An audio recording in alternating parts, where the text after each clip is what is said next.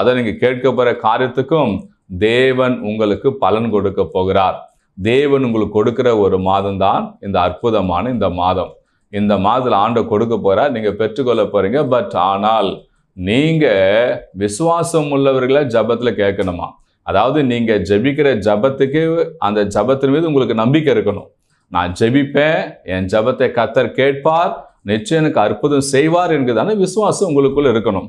சிலருக்குள்ள சொல்லுவாங்க, எனக்கு விசுவாசம் இருக்குது, நான் நம்புறேன், ஆண்டவர் செய்யறாரு அப்படின்னு நம்புறேன் அப்படின்னு சொல்லுவாங்க. பட் ஆனா அவங்க ஜெபம் பண்ண மாட்டாங்க.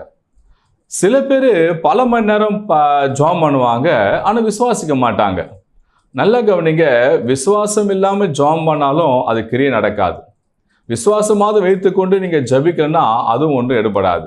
ஜபமும் வசனமும், ஜபமும் விசுவாசமும் சேர்ந்து இருக்க வேண்டும்.